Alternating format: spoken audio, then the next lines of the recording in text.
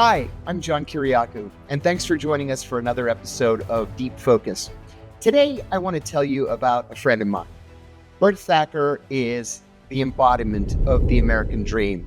He's an Indian-American engineer, he's a U.S. Navy veteran, and he's a public figure who is known for his dedication to service, public service. Born in New Delhi, India, he was raised by his grandparents before moving to the U.S. in the late 1980s. After attending Valley Forge Military Academy, he served as a nuclear reactor operator in the U.S. Navy for 6 years. Following his military service, he built a successful career in the energy and engineering sector, managing power plants and overseeing critical infrastructure projects. This was in California. In 2020, he gained national recognition on Jeopardy, of all things, after sharing with the host, Alex Trebek, how he learned to speak English by watching the show. His story of perseverance and commitment to education, to national security, to technological advancement continues to inspire people. And he even has a couple of credits in Hollywood movies to show for his time. So welcome, Burt. Good to have you with us. John, that introduction is incredible. Can I hire you to be my hype man anytime I make a mistake in front of my wife, please? Well, Burt, I'm so glad that you're able to join us. We have a lot to talk about, and I want to ask you some very specific questions. But I want to start with that endearing story, and it's something that you've spoken about publicly. You learned to speak English by watching Jeopardy, and years later, you actually were on Jeopardy, and you won. And you told the host, Alex Trebek, the story about how you learned the English language. So tell us about that. There's a poem by Walt Whitman called Miracles. It was the first poem that really got me here and here. It's a poem called Miracles. I recommend everyone, if you get a chance, read it. It's a simple poem, but it begins with why who makes much of a miracle. As to me, I know of nothing else but miracles. We tend to realize that life is just one giant miracle. And for me, that journey was an incredible journey. I used to sit on my grandpa's knee. I used to call him Papa. When we first moved here, we used to live in New York, in Mineola, and we lived in this little apartment right, a couple blocks down from Long Island Railroad. And my English was broken, very, just like most immigrant kids are. And I used to sit and copy Alex Trebek because he'd watch every night. Potent potables for 200. Go ahead, John. and part of it also was that Jeopardy was devoid of any kind of politics. It was devoid of religion. It was just purely one of those things that any family could get behind. And he would always tell me, he's like, one day you're going to get on that show, and you're going to get on that show and make sure you tell that man thank you because he taught you a lot. So fast forward, we're in the middle of COVID, and on a whim, I decided to take this Jeopardy test, not even thinking. We all knew Alex Trebek was sick, and I just thought to myself, hey, what's the harm? I'd never applied to Jeopardy before. And there I was. I've watched Jeopardy my whole life. Everyone told me I should be on Jeopardy and yada, yada. You know how it goes. I'm sure there's certain people that tell you that you need to do things. And so I just did it. I drove the 18 hours down. I took the Pacific Coast Highway because I was like, okay, why not just enjoy? There's nobody here in the parks. I did a walk through the Redwood National Forest, and then I made it all the way down to Los Angeles. And I woke up late, like I absolutely should. And then I figured out how to get through to the Sony Pictures lot, and then boom, there I am on Jeopardy. I didn't think I was going to win. I'd call my buddy Mike right before. I'm like, yeah, buddy, I'm not going to win. I'm competing next to a Google scholar, a person who is working on the next generation back. And I'm just, yuck. I'm just a dumb guy who's like, yuck, there's no way. And he's like, buddy, the only way you're not going to win is if you don't win. Winners play not to lose. Losers play not to losers play because they're afraid of losing. Winners play because they play to win. That was Mike's. It's one of those moments. I'm like, all right, let's go, brush it off, right? So I got on, and I took some very bold gambles, right? All of my daily doubles were like, okay, let's go, because I just started having fun, and I realized you can't lose something you don't have. And at some point, after I won, I didn't know the cameras were rolling, but uh, he asked is somebody at home watching, right? You and I have been around enough famous people where they just dial it in, right?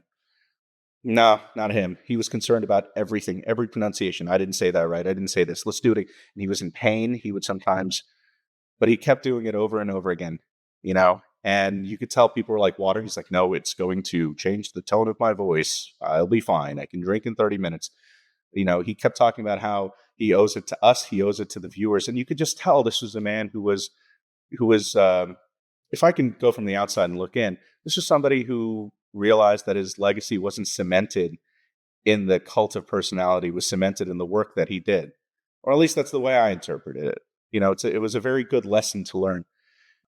I realized for me, the cindered husk of who I was at my core was a little boy that my grandfather loved, the one he saw an endless sea of possibilities in, the one that viewed that I could do no wrong, the one that in my youth was the source of my strength. And I realized I'd been drawing from that battery for so long without acknowledging it and giving it fuel again to charge back up to see what somebody else saw in me. And I got transported back to being that kid. It was clear as day. And it was something I'd pushed down because the memory of his death was so painful. I pushed it so deep. I pushed it down as far as I could. And it just came pouring out. And I just said what I said, that I learned how to speak English. And, when I was a kid, I used to sit on my grandpa's knee and we used to watch you. And he told me one day I'd get on your show and to say thank you. And so thank you, Alex. You brought back a whole flood of memories. And in that ferocious 5-10 seconds, whatever there was, an entire lifetime of memories came flooding back. It was like that Pandora's box lid was open. Call it whatever you want. But it was very unique to me. And for a moment, I forgot the cameras were on. I forgot that 40, 50, 60, whatever, 100 million people might have been watching or whatever. I was just having a conversation with another human being who I knew didn't have long to live. And he just needed to hear, in my mind, what he meant to me, and to give a P into realizing that sometimes we make a difference in other people's lives without objectively trying to do so. That is a real win. You initially settled in California as an adult, and you got the itch to run for Congress. And I want to ask you about that. You and I talked about that a lot at the time. And when you first announced your candidacy, one of the issues that we talked about was mining and the Salton Sea and rare earth metals. That's in the news a lot these days, especially vis-a-vis Ukraine. Why was that issue important to you? And why is it important to the country now? I decided to run for Congress on August 26, 2021, when that plane took off from Afghanistan. The bodies were falling off the wings. It was very symbolic of the trajectory we were headed down. I didn't like it. And I just thought if we started, it was also motivated a lot by COVID. It was motivated by the Jeopardy experience. It was, all of it combined together. And I just realized that if we had people in leadership who weren't necessarily, and maybe they were, but it wasn't a vocal minority or majority at the time, who didn't have the foresight to see that the U.S. was going down a path where we had very little high-tech manufacturing.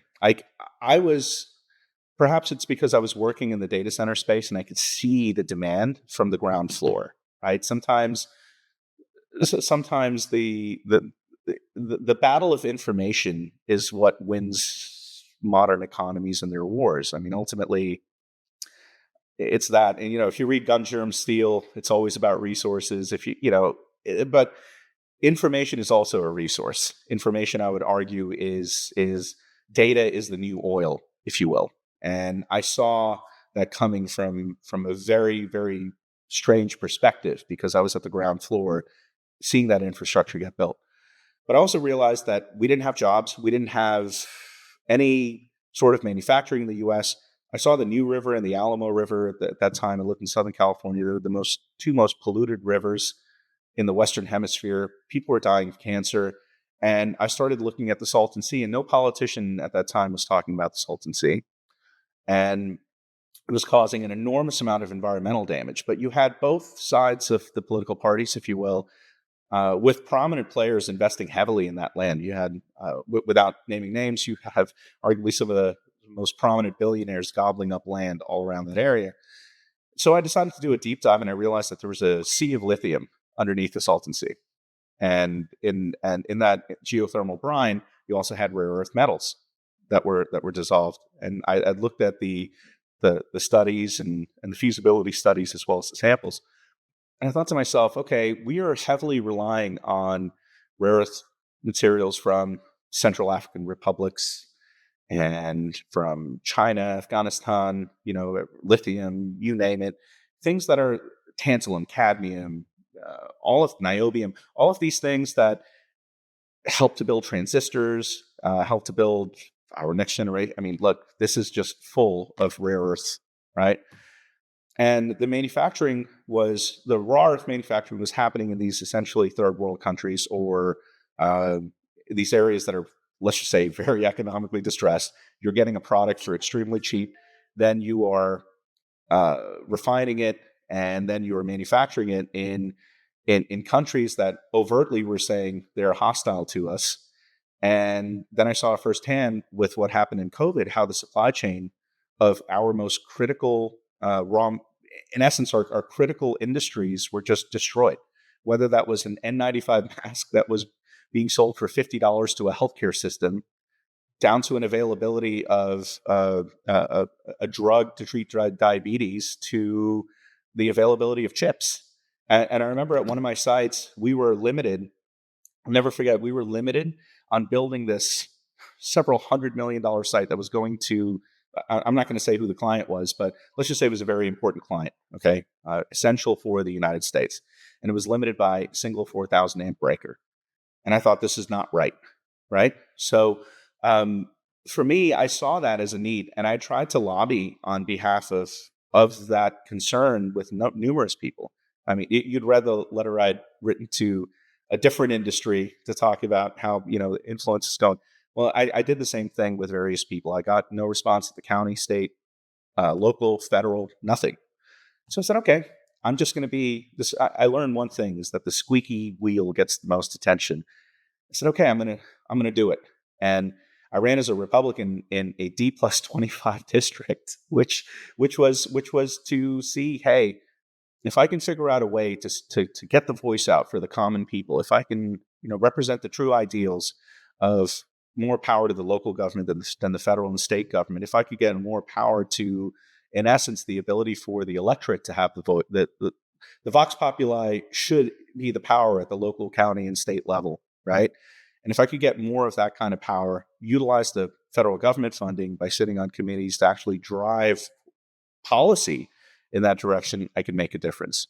So that's why I ran. And I think today why it is so important, whether one likes President Trump or doesn't like him, to me is irrelevant. President Trump is President Trump. And I think, the tariffs right now highlight something which is pretty incredible. So President Trump put out a tariff against China. China then raises its tariffs, right? Immensely.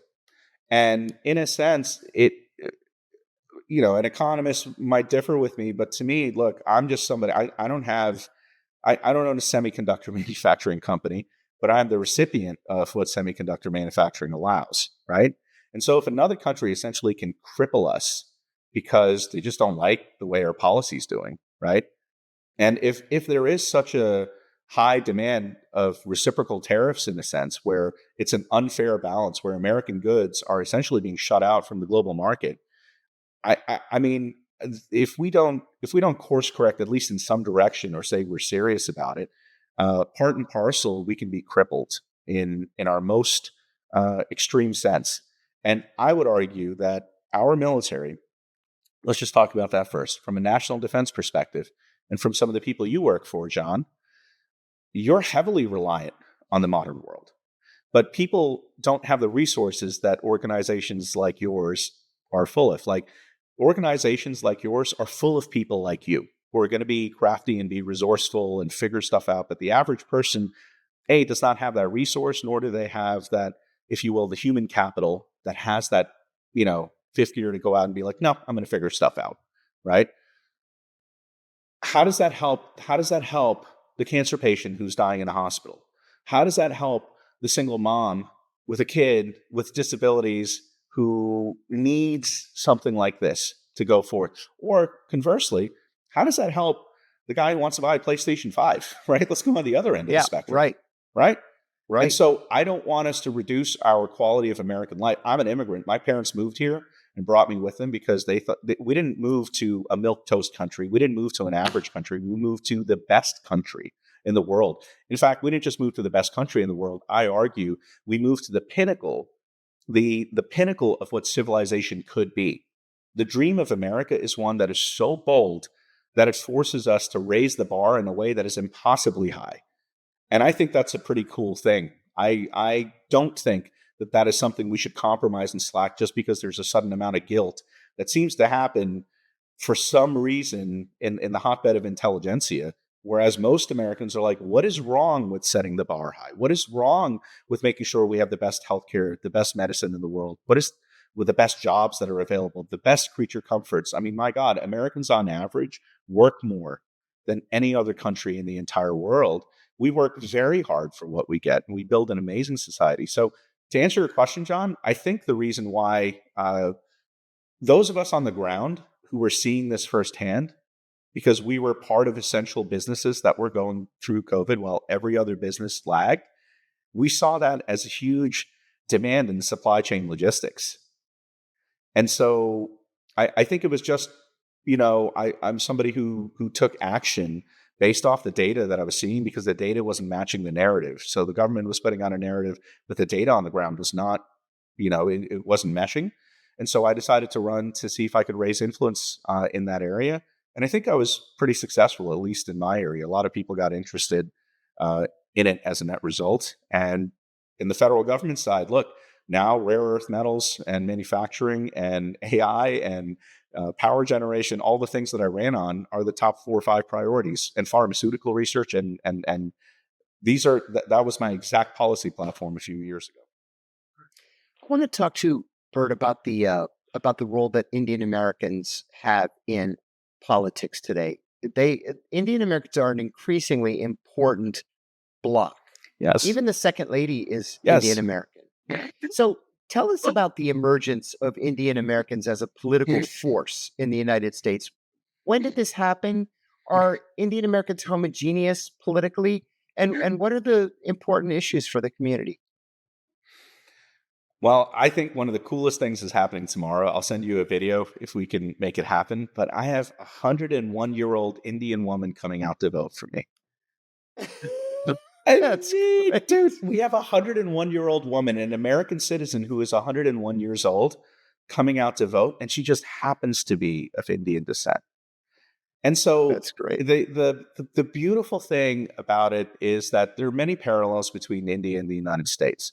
India arguably is the largest democracy in the world, but India and the U.S. have had a history that goes back quite a bit. During the 18th and 19th century, I read the statistics somewhere.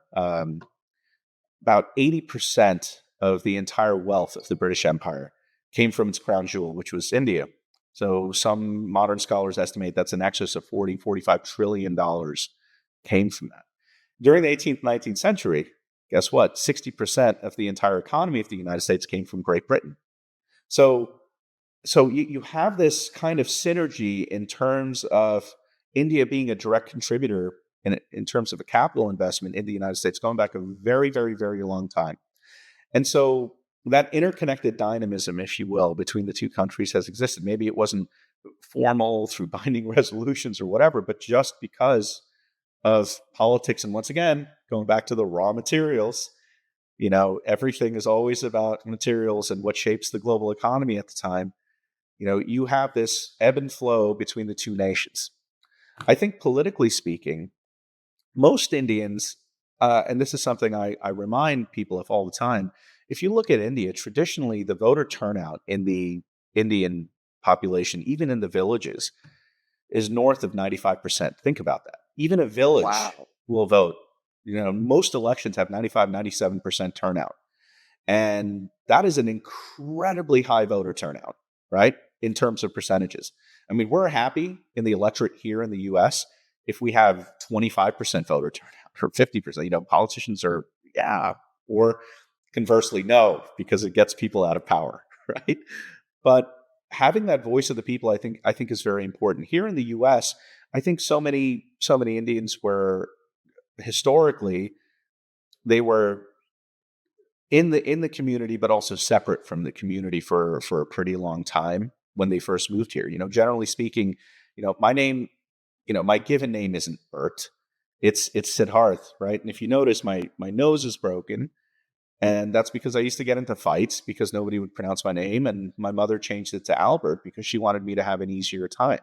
So the experience of a lot of people when they first move here, sometimes you're the only person on the block, and you have to make things a little differently uh, in order to achieve what you want. In the Navy and nuclear power school, when I was in, I don't think there was another Indian who was in A school or nuclear power school at the time. I think by the tail end there might have been one. And on the carrier, I think there were just a handful of us. And when I did a mission with, let's just say, some special forces and some people reported a ship, and they needed me to translate, I think there were only two people on that whole carrier who spoke Hindi and Urdu. So the world when I say the world, I mean the American world, the zeitgeist of Americana is very different than what it was even post 9/11. And I think the incorporation of a lot of Indians, I mean, clearly H-1B is a huge issue right now, and for good and for bad, right? I think it's a very important discussion that needs to happen. India has a 150-year wait time to 200-year wait time for an H-1B to be processed into a green card. That is sickening to me, right? Um, and I think one of the largest donor groups in American politics, though, is the Indian heritage, Indian origin American population. I think for Joe Biden's campaign, I'd read something that the single largest small dollar donor group was the Indian population for him. But then arguably the same thing happened to Trump in this last election. So the zeitgeist kind of shifted a little bit but then again, I don't like this lens of Republican Democrat anymore because that discriminator has shifted so wildly from what it was. If somebody says that RFK Jr. or Tulsi Gabbard or heck, even Elon Musk is the classic Republican, I'll just flat out laugh. The modern Republican Party is an amalgam of a bunch of different parties that no longer even resemble the traditional Republican Party, if you will, of say, John Boehner, Mitch McConnell, the in a sense, the establishment Republicans. And the modern Democratic Party is in no way, shape, or form representative of, let's say, the Blue Dog Democrats and this and that. Nancy Pelosi, even though she's running, well, we're straying off into the weeds. But going back to your question, I think Indian origin Americans are realizing that they have a very powerful voice. And Vivek Ramaswamy, in essence, normalized that you have somebody whose name is Vivek Ramaswamy who could be a serious political contender. And I think one of the best things that Mr. Ramaswamy did when he publicly challenged Nikki Haley to not use race as a way to justify why you had hardships in your life and this and that. And in essence, he challenged that race was actually a benefit. Now, whether you like him or not, I'll tell you, for the Indian community, it gave a lot of kids who have names like Vivek or Arjun or Siddharth, right? It gives a lot of those kids a validation that, hey, you don't need to be named X, Y, and Z in order to politically participate. I think another thing that happened is that the Donald Trump gained a large support of the Indian population. You absolutely had a number of people who supported Joe Biden, but I think with the parlay, if you will, with world leaders like Narendra Modi, and with an effort to go out and reach the population, I think symbolically selecting someone like our vice president, you have Usha. The second family has a son whose name is Vivek, and the second lady, her name is Usha. And I think that to a large portion of the population who are of Indian origin, who are who are Americans who just happen to be Indian, I think it kind of made people realize, like, look, if we don't participate in our civic duty, if we don't run for office, if we don't lobby for the things and causes that we have, that we are going to assimilate, but at some point we might dissolve. And I think the premise of America is built on the precept that a rising tide raises all ships. And I think people are realizing, like, look, not only is our culture incredible, but it's something we can add to the patchwork, to the fabric, to the quilt of Americana itself, that now we get to create America. And going back to that analogy I gave you of the 18th and 19th century, I think that that is a very valid point for modern uh, modern Americans with Indian origins to understand that we absolutely deserve a seat at the table. We absolutely have issues. We absolutely have things that we can talk about, but we can do it in a framework of what is good for all people.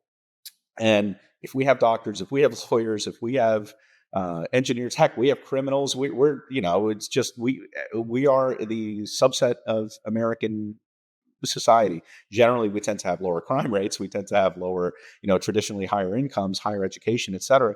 But that is because of the family unit, et cetera. And it's also because of the America that we live in that allows us to create and have those kind of communities, right? So we should participate. We should become civically active. We should hold the people that we don't like accountable. Okay, yes, I definitely have more values with, in a dual party system. I definitely have more values with one party than the other. But at the end of the day, we're all Americans, and it's something that I think, the other day that I asked. There's a friend of mine named Mitch Little, who is uh, a state representative here, as well as a couple other people, and asked them to come speak to a large organization of people who are from my region in India.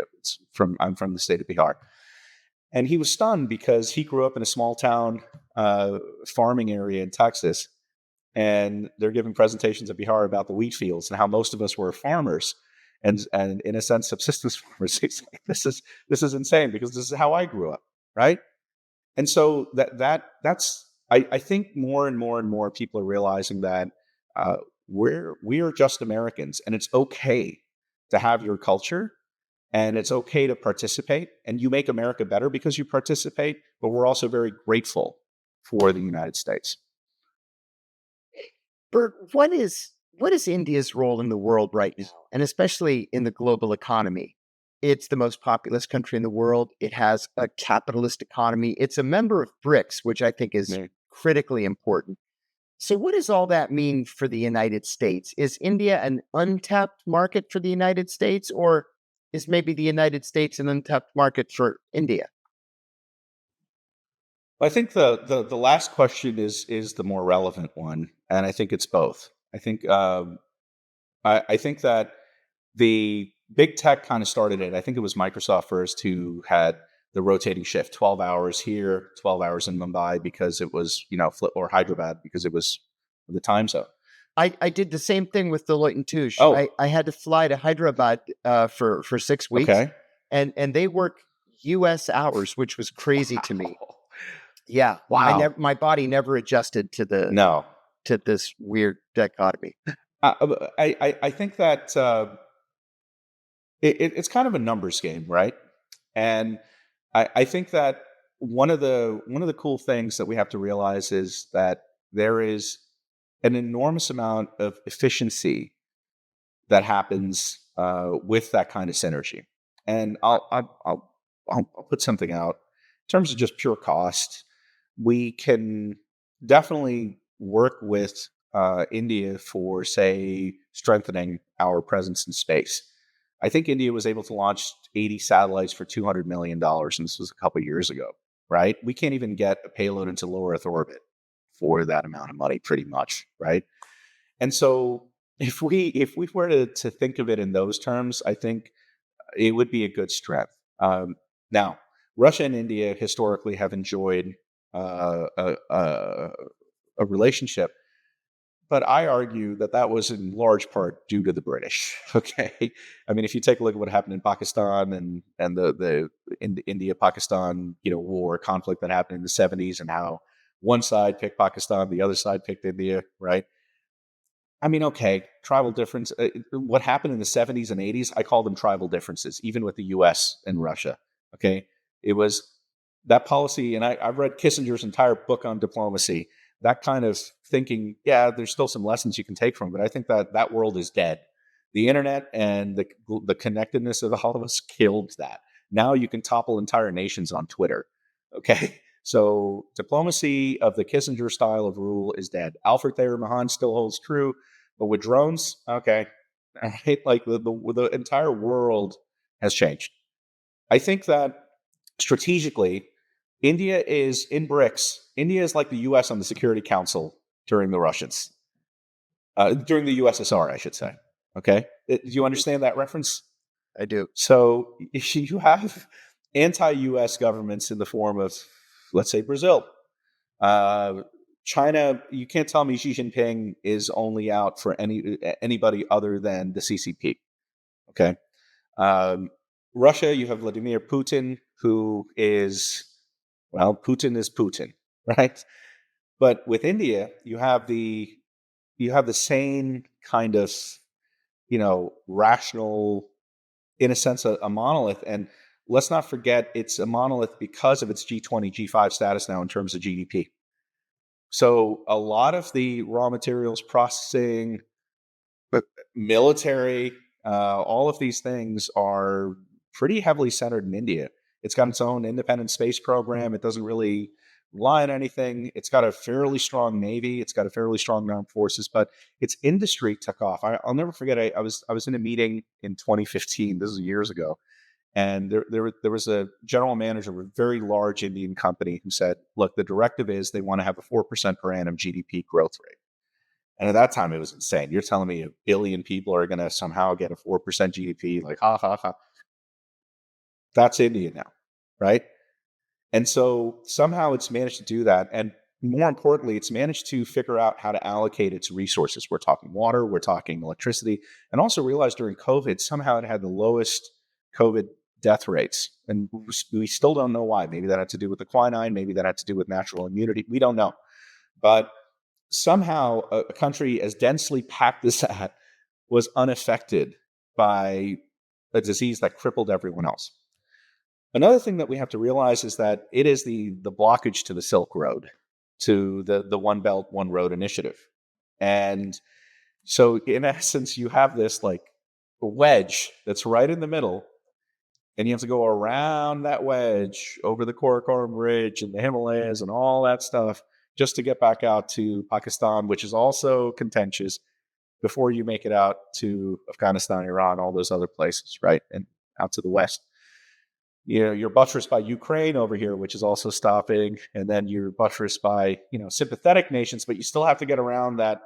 That's a pretty big wedge, and you can also see it with China's string of pearls that they're building in the Southeast Asian Ocean. So in the Indian Sea, I think that the role between us needs to be one that has to be strengthened. What that looks like in terms of immigration policy, I think that we have an enormous amount of immigration issues here. I actually think it would be good to have a moratorium on all immigration for a little bit until we figure out how to process these existing visas, how to process this, and then figure out, get rid of the country. I have a bit of a different view on that, but I think fundamentally it revolves around one thing. If we have an exchange of intellectual ideas, right? If we have true exchange of scientists and engineers, if we have trade agreements that are not necessarily as, how should I say, lopsided as, say, NAFTA and the Trans-Pacific Partnership were, right? Where it gave an enormous amount of benefits to another nation. I think if we had leveraged trade deals that allowed tit for tat, raw materials for this, in exchange you do this, in exchange you do this. If we had an exchange and an immigration policy that allowed for an exchange of top scientists, top, brain talent, trust, whatever. And also we created a way to leverage industries in terms of not only national defense, or I should say global defense at that point, in terms of large corporations. You have Tata Steel. Steel is a huge issue in the United States in manufacturing. Our prices have gone up American steel has gone up by 72%. And I understand what President Trump is trying to do to help that steel industry, But at the same time, this need for raw materials, we could have a very strategic partner and also stymie the efforts of the CCP in expanding their sphere of influence in that region.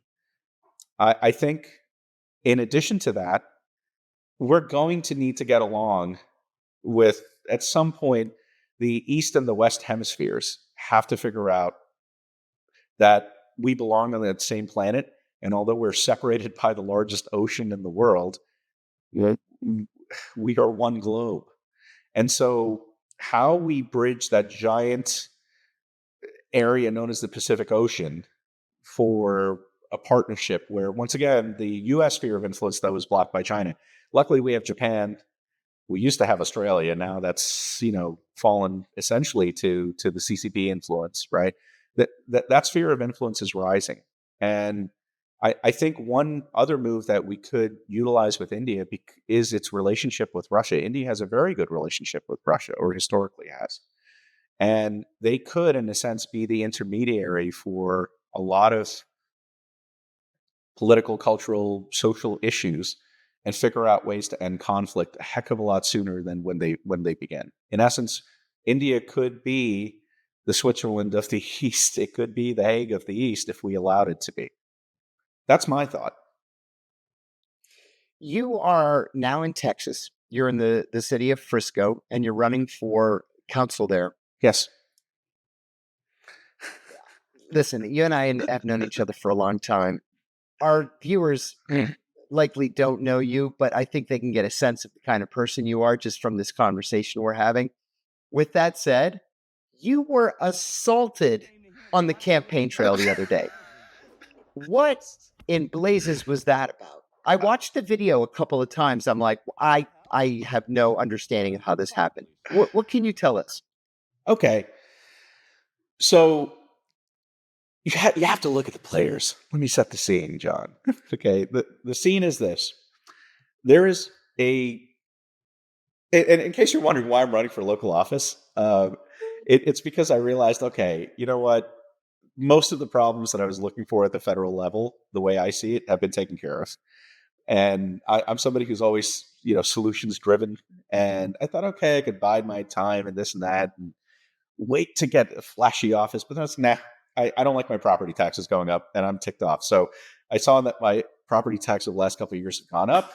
And so I did a deep dive, and I'm like, okay, let me take a look at the budget. What are they spending their money on? My eyeballs popped because the big thing on the ballot, as the mayor is terming out and a couple other members are terming out, is they are pushing for their legacy project using our money. And they keep saying it's 300 to 340. I created enough of a stink that the valuation of this project went from 380 to now 300 publicly.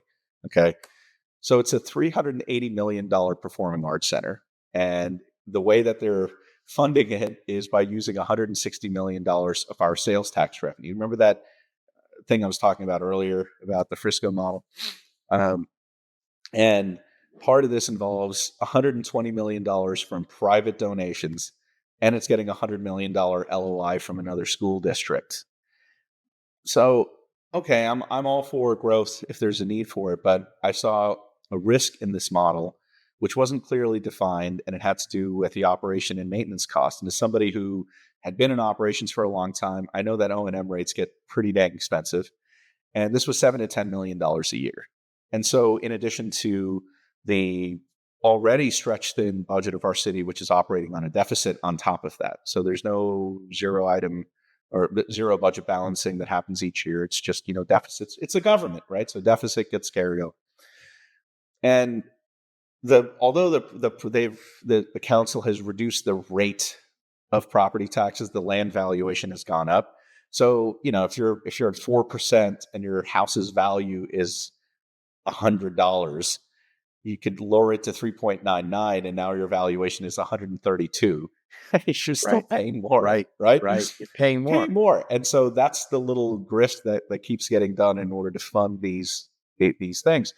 And so I came out as an early opponent of this funding mechanism because I rightly assumed that there were a lot of missing holes in it. And I just thought to myself, hey, are people going to be, is this truly for the sake of charity as it's being put out? Or is this something that is being used to pad somebody's pocket potentially later on? I can't prove it's going to pad anyone's pocket, but you know, it doesn't take a Jeopardy champion to figure out that something was rotten in the state of Denmark, right?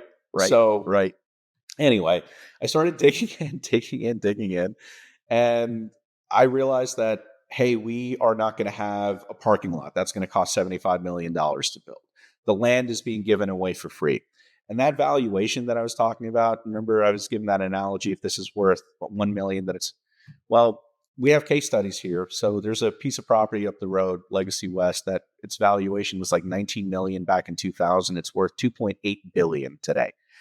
So we have some of the most valuable real estate, if you will, per acreage in the United States in this area. And there's a huge boom. I thought to myself, hey, look, we're going to be taking on $7 to $10 million a year in perpetuity for operation and maintenance costs that we'll have to figure out. We have projects that are not fully baked to develop. The school district is already building a beautiful $54 million facility that looks like Lincoln Center. And I realized that, hey, we're rushing into something without fully understanding the entertainment industry. Right now, the arts make 21 million. And I thought, okay, why don't we get a Lort D contract, get Broadway to come in this beautiful theater on the weekends? But hey, we don't have a film festival. So how about we get a film festival here? How about I call up CA and William Morris and say, look, Frisco's wide open for a filming location. Why don't we bring the industry here? And then when we have those players around, then we get a company like Disney, Toyota, whatever, to come in, put an initial bunch of money in escrow, and then build a theater that actually, a regional theater, whatever, that ends up mitigating our risk while providing a cultural service. The money that they're using to build this is supposed to be attracting businesses. So right now, the average cost of a home here is over $600,000. Is the median cost. I think it's like $687 now, and the average cost of rent is almost $2,000. So where are these people? If all we're doing is we're bringing in low income jobs, in a sense, we're subsidizing low income jobs with enormous tranches of money, wouldn't it be better used to, say, attract someone like Google, Facebook, Amazon, Microsoft, Apple, whatever, right? Or even private companies that want to do it. Wouldn't it be better to upgrade our infrastructure so we have the water, fiber, we have the power generation? I spoke to the CEO of a large power company. Said, wouldn't it be cool if we build a hydrogen fuel cell power plant, right? That way, we not only are we net zero for carbon, we're carbon negative. We're not just carbon neutral, we're carbon negative, and we're creating water and electricity. It's a win-win, right? But so innovation, we have so many doctors, and we have Texas Heart Institute. We should be focusing on building, pharmaceutical research, biomedical research. We could be in a hub of robotic surgery. And I was saying all this stuff, and it was just pallid faces with blank stares. And I'm like, you all are not connected to the pulse of what people are looking for relief. We're looking, especially in this economy, the stock, everyone lost almost 25% of their 401ks. And a lot of people did because they panic sold. Okay. A lot of people did. They didn't hold on to it. They didn't have the temerity, the courage, or just they didn't have that risk averse tolerance, whatever. They sold. A lot of people lost a lot of money. A lot of people gained a lot of money, but a lot of people lost a lot of money. And it wasn't a good thing that happened. Yeah.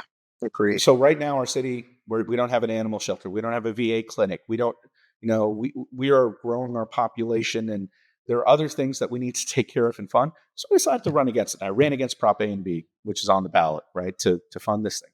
And that so energized a woman that she took a swing at. Woo!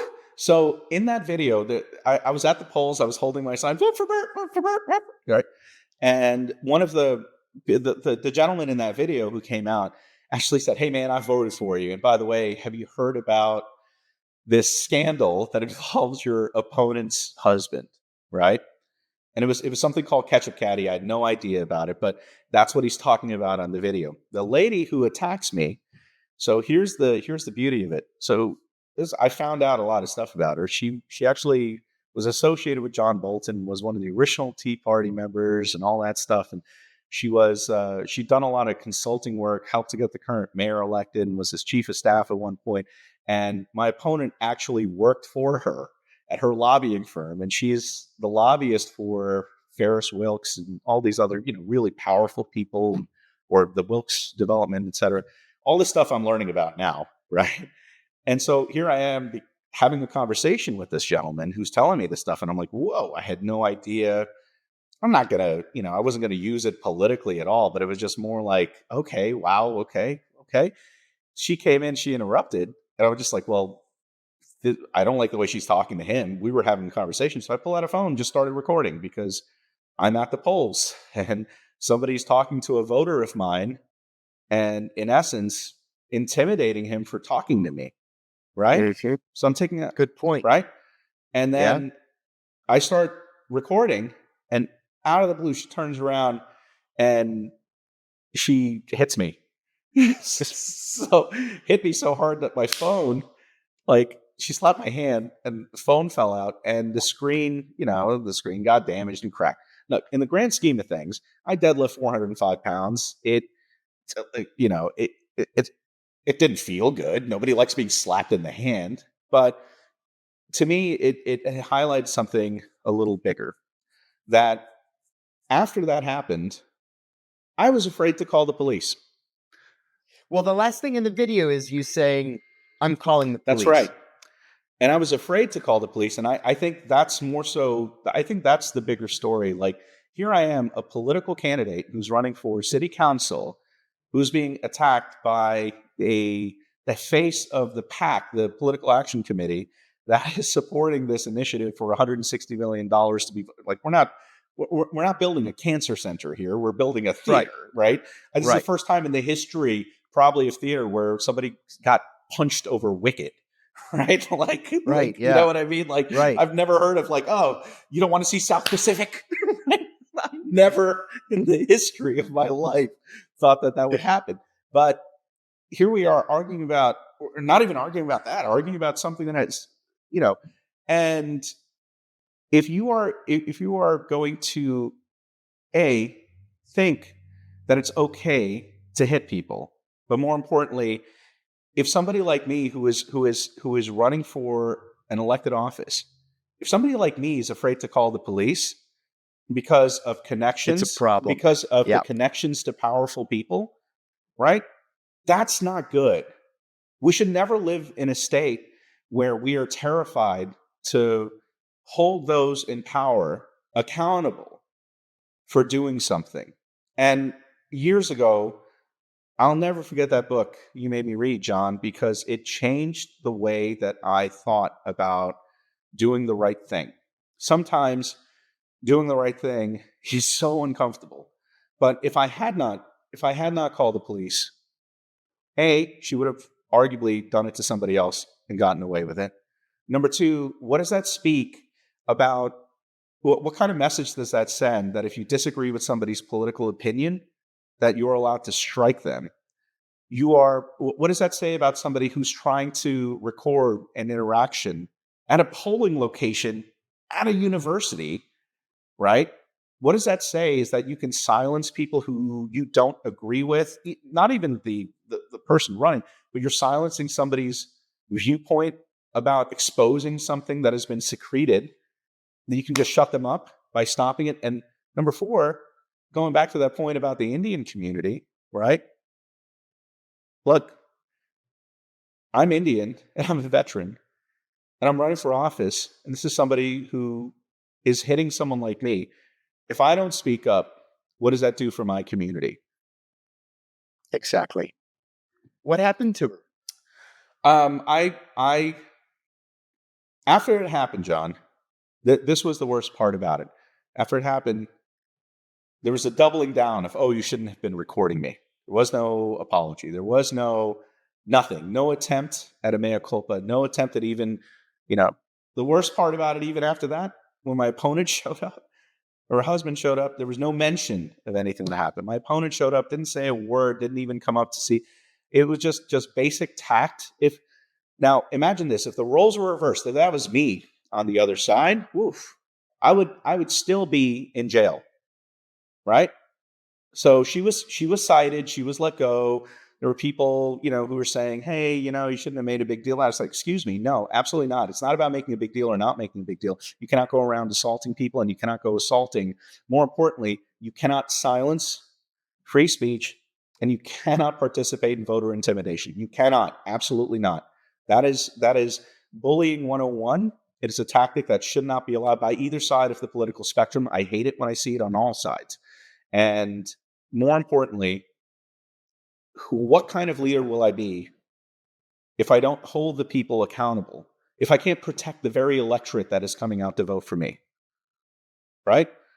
So with that in mind, in my opinion, there was an enormous amount of an opportunity to go ahead and at least, discuss, talk, come to a table, like pay for my phone, do whatever, right? Hey, I'm sorry, we got heated. I shouldn't have done an issue of public, whatever, but nothing was done. So, okay, the ball was in their court, in my opinion, but I personally, my wife said something very important to me yesterday. She said, honey, I know that all this happens and right now you're a politician, but you're still my husband.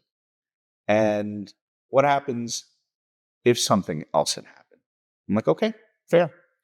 So fundamentally, the reason why I'm saying, the reason why I even brought this up, John, it's not because of the incident. It is what it is. It's got taken on a life of its own. I mean, that video has gotten over 30,000 views locally. Yep. At the end of the day, it just goes to show you that people are sick of this nonsense. People do not like the fact that you can go up and hit someone or do something or something. It's not, nobody likes it anymore. That kind of nonsense that happened pretty heavily during COVID is no longer tolerated. And I think most people are just waking up and saying, don't act like a poltroon, right? We can disagree. We can sit across and yell and shout, and we should, right? If you disagree, I'll be the first one to tell your viewers, I'm with you. My gosh, roar.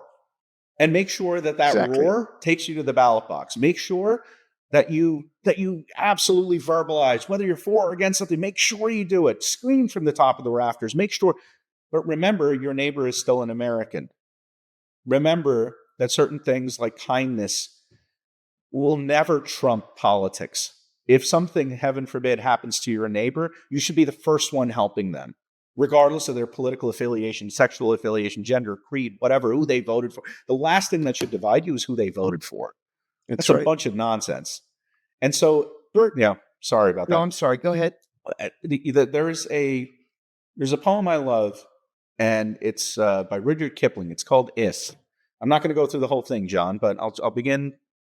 If you can keep your head about you when all around are losing theirs and blaming it on you, if you can trust yourself when all men doubt you, but make allowances for their doubting too, if you can be lied about, don't give way to lies. If you can be hated, don't give way to hating, and yet not look too good nor talk too wise. If you can talk with crowds and keep your virtue, or walk with kings nor lose the common touch, if neither loving friends nor foes can hurt you, if all men count with you but none too much, if you can fill the unforgiving minute with 60 seconds worth of distance run, then the earth is yours and all that's in it, and which is more, you'll be an American.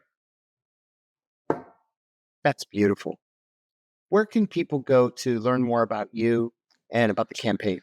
I appreciate the plug. Go to www.burt4frisco.com. That's BURT 4 Frisco, FRISCO.com. But if you want to learn more about me, I ask you this. Don't worry about learning more about me. Worry more about learning about your neighborhood, yourselves, how interconnected you are, and learn more about the needs of those in your community who don't have a voice, and see if you can make a difference and help them. And that is exactly why you and I are friends.